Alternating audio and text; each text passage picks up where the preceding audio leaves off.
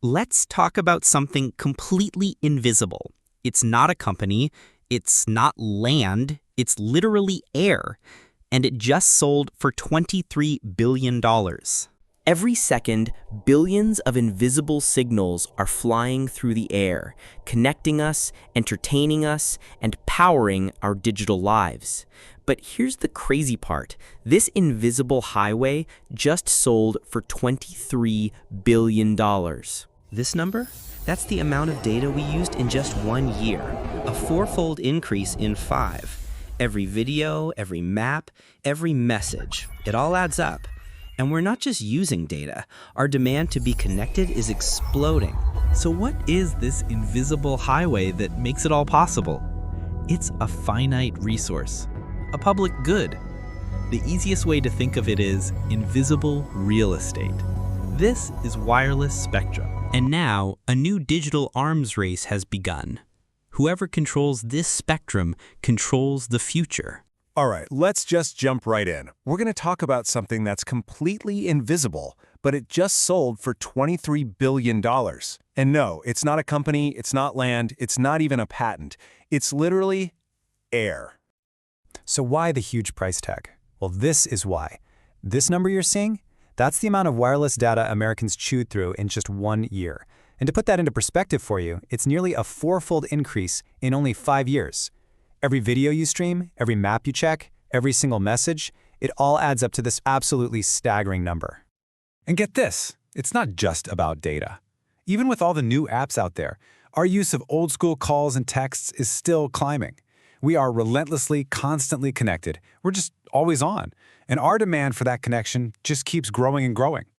So that leads to the big question, right? What is this invisible highway that makes our entire digital world even possible? What is this air that carries trillions of megabytes in calls and texts every single year? You know, it's pretty obvious we're living in a world that is completely built on a foundation of data. But that foundation, it isn't magic. It's a very real, very valuable, and very finite resource. And the answer to that question is wireless spectrum. The easiest way to think about it is like invisible real estate. It's the set of radio frequencies that our phones, our tablets, all our wireless devices use to talk to each other. It's a public resource, the government manages it, and there's only so much of it to go around. But here's the thing. Just because the spectrum is invisible doesn't mean it works on its own.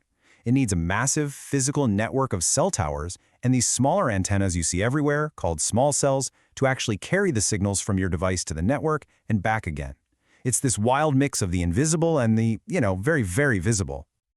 Okay, so here's the bottom line. We have a resource that is absolutely essential for modern life. Our demand for it is exploding exponentially, but the supply, it's fixed. And Basic Economics 101 tells you exactly what happens next. The price just goes through the roof. So that brings us to a really fascinating problem.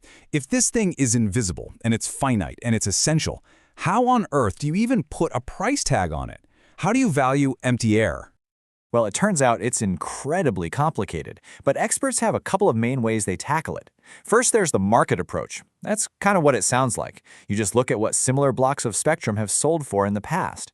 But the second one, the income approach, that one's a little more out there.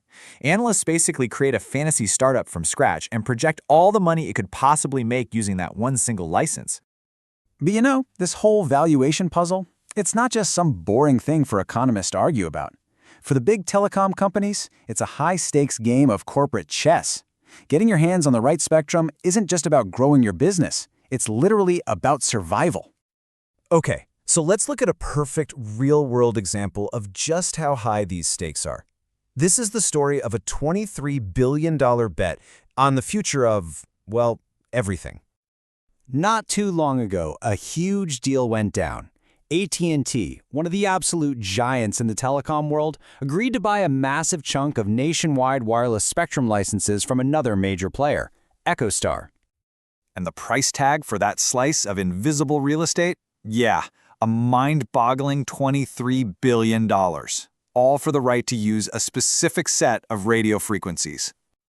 And you can see exactly what they were thinking from this quote by AT&T CEO John Stankey.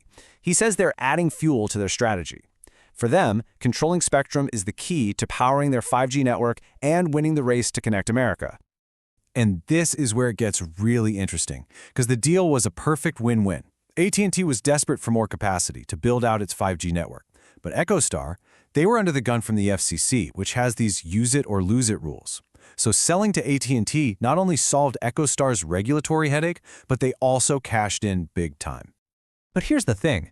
This deal isn't just about a couple of phone companies. It actually shines a bright light on a new competitive playbook that companies are using in all sorts of industries. To really get it, think about the airline industry, specifically the low-cost airlines, a market that's set to nearly double in about a decade. Their entire business model was built by dominating another scarce resource, airport landing slots.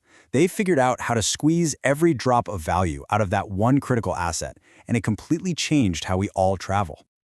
So what we're really seeing here is this huge shift toward what experts call scale M&A. That's just a fancy way of saying companies are buying other companies just to get overwhelming control of one core, super expensive asset. Whether it's spectrum, airport slots, or data centers, the goal is to get so big that your competitors just can't keep up. The strategy is actually pretty simple and kind of ruthless. First, you figure out the single most valuable thing in your industry. Second, you sell off everything else that doesn't directly support it. And third, you go on a shopping spree, buying up other companies to build an unbeatable, dominant position in that one critical area. So the real takeaway here is this. The battle for spectrum isn't just about your phone getting faster today. It's about who owns the foundational layer for the next wave of technology. The metaverse, real AI, virtual reality, none of it works without massive, reliable wireless capacity. Whoever controls the spectrum literally controls the future. And that leaves all of us with a huge, critical question to think about. Our appetite for data, it seems to be infinite. We will always want more, faster, better connections.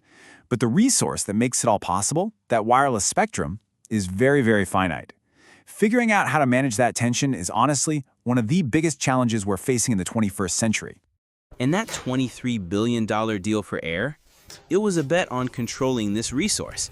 Because this battle isn't just about faster phones today. It's about who owns the foundation for the next wave of technology. Whoever controls the spectrum controls the future. The battle for invisible power has started, and it's shaping the next era of technology.